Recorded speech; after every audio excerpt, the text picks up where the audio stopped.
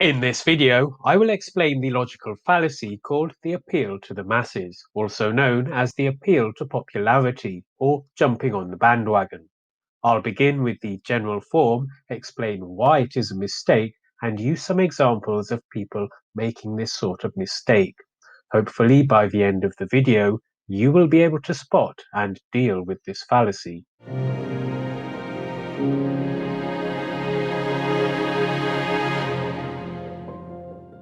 The appeal to the masses is a logical fallacy that is very common. You might well see it in some form or another every day. The general form is as follows. Some idea A is popular. Lots of people believe in or follow this idea. Therefore, A is true. The idea A must be good or correct because of its popularity.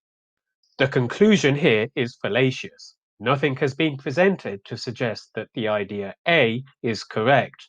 I am not denying its popularity. It may well be popular, but this is irrelevant when it comes to determining whether it is true. It is a mistake to think that an idea is correct simply because it is popular. Popularity is not a reliable indicator for value. Of course, it is equally wrong to say that idea A is false just because it is presented as a fallacy. It could be true, it could be false, but popularity is a bad indicator either way. It is irrelevant. If you do want to determine the truth value, find a better argument and avoid logical fallacies. Let's look at some examples of this fallacy. The first example should come as no surprise to those of you who have children or indeed still remember your own childhood. Remember the time when all of your friends had the latest toy, or wanted to do something or go somewhere that now seems dangerous. You asked your parents if you could join in, and your parents said no. You then said, "But everyone's doing it." This example must seem familiar to most people, and so you know what comes next. Your parents say, "And if they all jump off a cliff, do you follow them?" Of course not.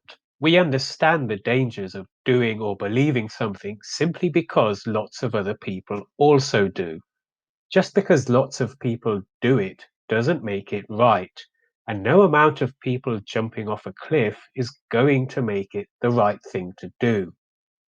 The next example should also seem familiar to many people. It concerns advertising. I'm sure you have seen an advert for a product. Maybe it's toothpaste, maybe it's detergent, or maybe it's good old shampoo. It doesn't really matter what the product is, but in the advert, they might claim it to be the #1 toothpaste or most popular shampoo in the whole country. Now, it might well be the most popular product, but does this mean it is the best? No, not necessarily. It might be the best shampoo, but it might not be. Popularity is not a reliable indicator.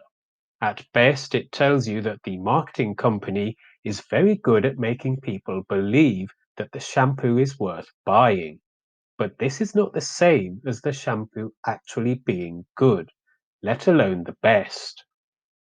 The final example concerns ethics and morality, specifically the idea that the most ethical thing to do will be the most popular thing to do.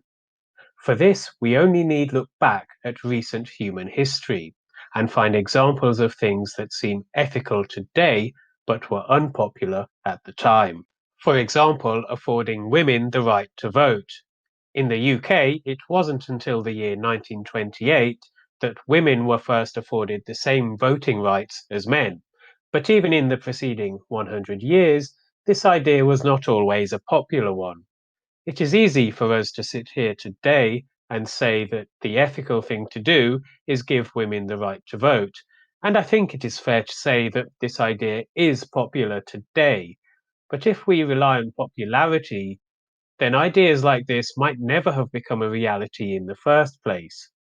Sometimes the most ethical course of action is not popular, but sometimes it is, and so we should not rely on popularity to determine whether it is ethical. When you see someone use this fallacy, avoid the temptation to correlate popularity with the truth or ethics. Consider the proposition on its own, as popularity is not a reliable indicator. And as always, politely point out the mistake they have made. Avoiding logical fallacies will make for better discussions. Well, that concludes the video. I hope you are now better placed to spot and deal with this fallacy. And if not, well, this channel has been subscribed to by so many people I can't even count. So hit the like button and subscribe to this channel.